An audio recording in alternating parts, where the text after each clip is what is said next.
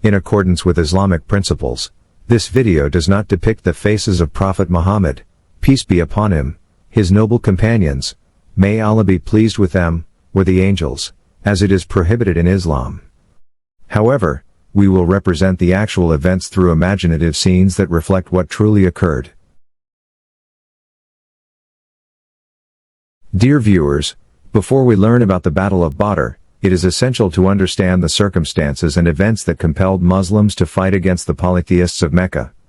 The Battle of Badr occurred on the 17th of Ramadan in the Islamic calendar, corresponding to March 13, 624, in the solar calendar. Here, we aim to highlight the significance and impact of the Battle of Badr, which forever changed the dynamics and motivations of warfare. Enjoy the documentary.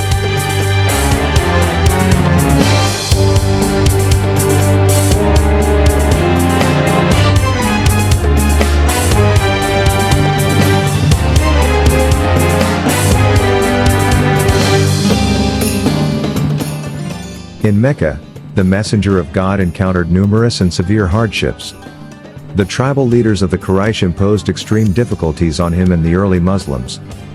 These included social ostracism, stringent economic boycotts, and relentless physical violence. For instance, Bilal al-Habashi, may God be pleased with him, was subjected to the cruel punishment of being forced to lie on the scorching hot sand while a heavy stone was placed on his chest, all to force him to abandon his faith in Islam. Despite such harsh treatment, his resolve remained unbreakably strong. Similarly, Hazrat Khabab bin al-Arad endured being laid upon burning coals, which scorched his back painfully. Hazrat Sumayya bint Khayyat, may God be pleased with her, holds the distinction of being the first Muslim woman to be martyred. She adopted Islam in its early phase and was subjected to the brutal oppression of the Quraysh in Mecca. Owing to her unwavering belief and her ultimate sacrifice for Islam, she was martyred by Abu Jahl. Her martyrdom is a profoundly significant event in Islamic history, and she is revered as the first female martyr. The Prophet Muhammad, peace be upon him, also withstood both verbal and physical abuses during these trying times. The locals would insult him, throw garbage at him, and scatter thorns in his paths, and on one occasion in Taif, he was pelted with stones, which left him grievously wounded. Furthermore, the Quraysh enforced a harsh economic boycott against the Banu Hashim, the Prophet's clan, confining them to the harsh conditions within the valley of Abu Talib. Here, for 3 long years, they endured extreme deprivations of food and water, leading to immense suffering, especially among the vulnerable, children and the elderly. Following divine command, the Prophet migrated to Medina, a journey that heralded a monumental shift in Islamic history. This migration was not just a physical relocation but marked the beginning of a new era where Islam could flourish unimpeded by persecution. Upon their arrival in Medina, the Prophet and his followers were welcomed and found an environment of peace and freedom, rejuvenating their spirit and strengthening their faith. In Medina, the Prophet quickly set about organizing an Islamic state, implementing several crucial reforms. He drafted the Constitution of Medina, a pioneering document that was the first written constitution in the Islamic world, aiming to foster unity and cooperation among the city's diverse tribes and groups.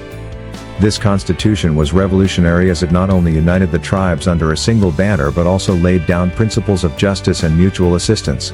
It further established religious freedom and guaranteed the rights of all inhabitants, including Jews and other non-Muslims. Moreover, the Prophet founded the Masjid an-Nabawi, which became a multifunctional hub, serving as a place of worship, a community center, a court, and an educational institution. Here, he would deliver sermons every Friday, addressing important religious and societal issues, thereby guiding the Muslims on how to integrate Islamic principles into their daily lives.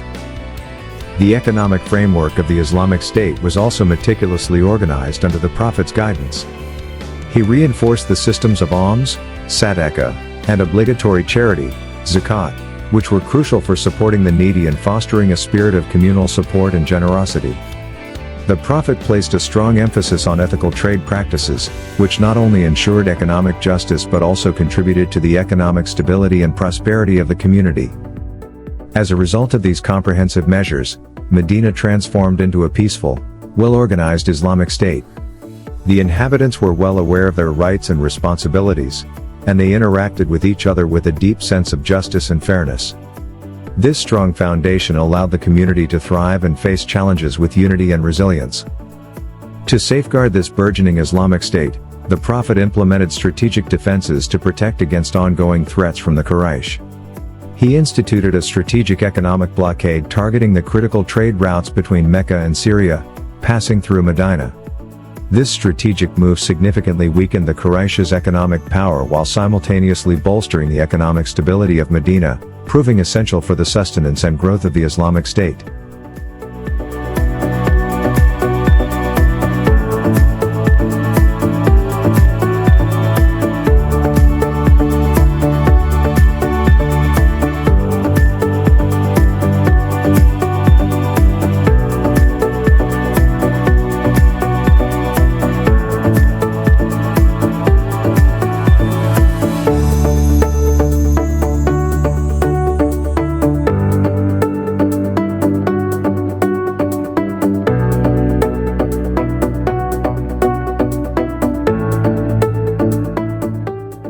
The Quraysh of Mecca, determined to eradicate the nascent Islamic State, initiated comprehensive war preparations. To bolster their forces, they formed strategic alliances with neighboring tribes and earmarked all profits from the upcoming trade caravan to Syria for military funding. Abu Sufyan, a prominent Meccan leader, was designated as the caravan's leader, and even the women of Mecca contributed by investing their jewelry into this venture. This aggressive strategy significantly heightened the already tense relations between Mecca and Medina, setting the stage for the impending conflict. Historians, hadith scholars, and Quranic interpreters point to the beginning of the Battle of Badr when Abu Sufyan led a sizable trade caravan from Syria towards Medina.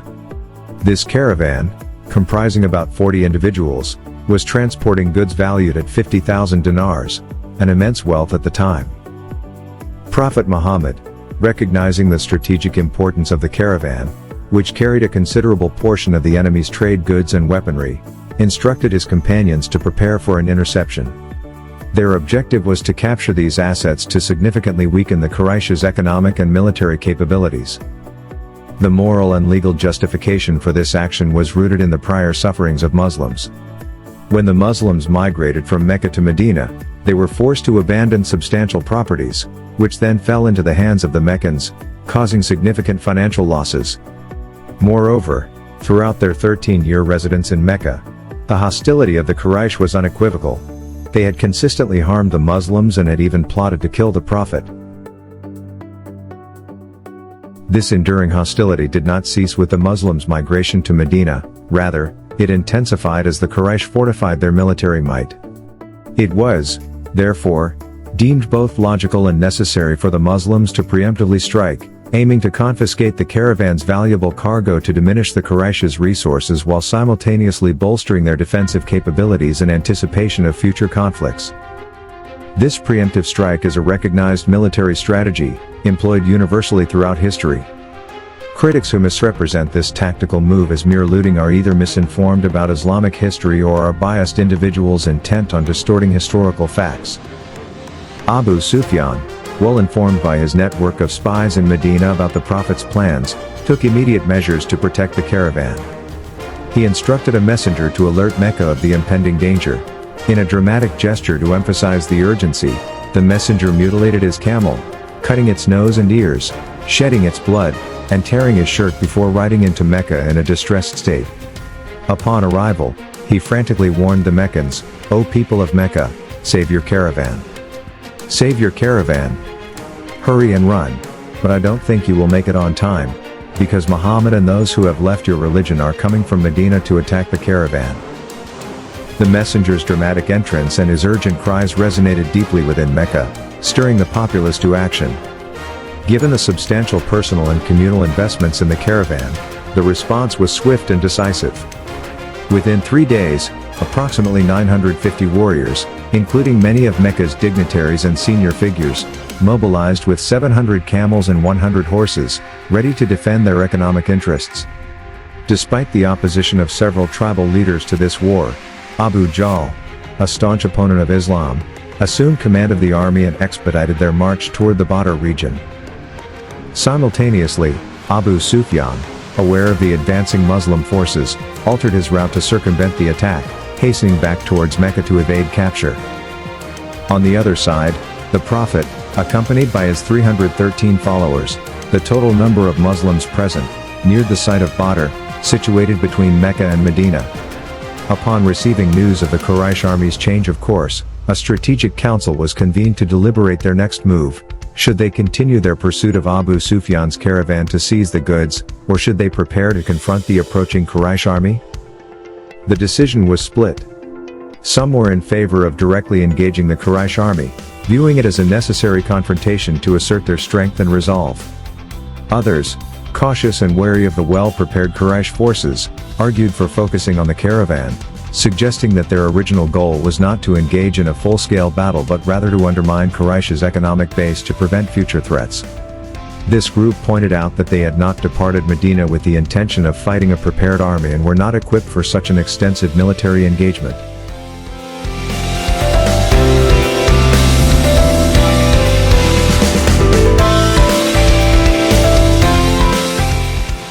After consultation, the Mujahideen were ordered to prepare.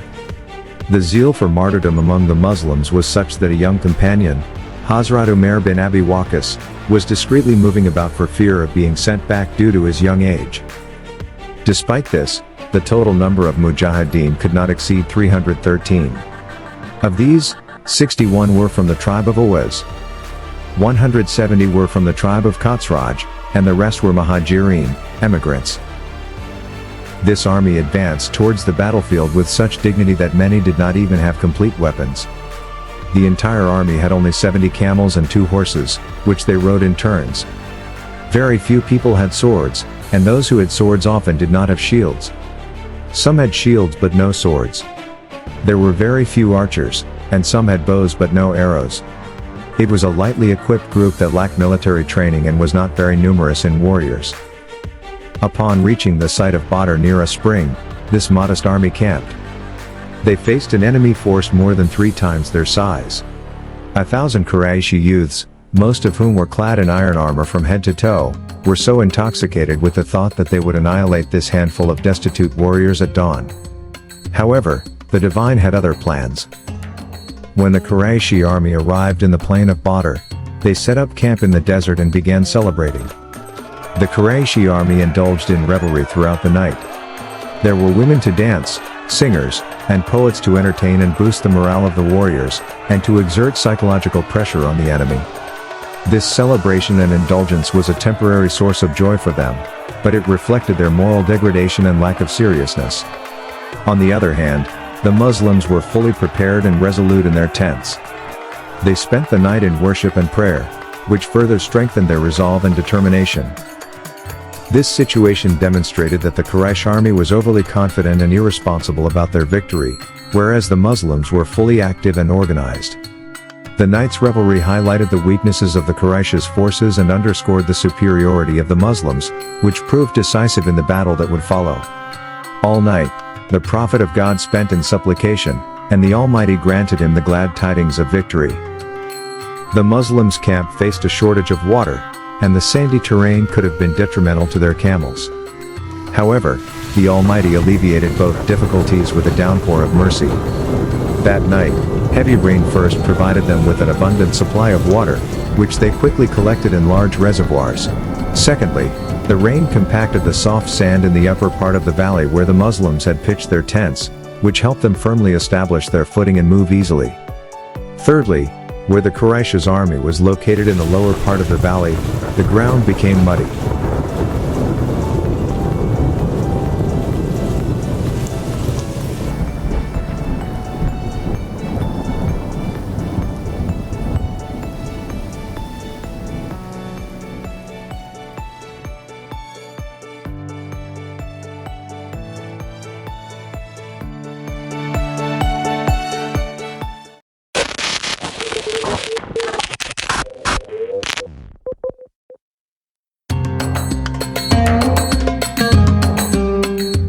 Our next video continues the series of events from the Battle of Badr, the first major battle in Islamic history, where faith and divine assistance led the Muslims to victory. Despite being outnumbered, The Muslims' courage and their trust in Allah were unwavering. At the beginning of the battle, the Muslims employed excellent military strategies. The invisible support of angels boosted the Muslims' morale and instilled fear in the hearts of their enemies. This divine assistance led to their victory, even though they were facing a larger force. After the battle, many leaders of the Quraysh were captured. The Prophet Muhammad, peace be upon him, showed mercy towards these prisoners and set terms for their release that included ransom and teaching. The victory at the Battle of Badr laid the foundation for a strong Islamic state in Medina. In this video, you will learn about the key events of the Battle of Badr and its historical significance.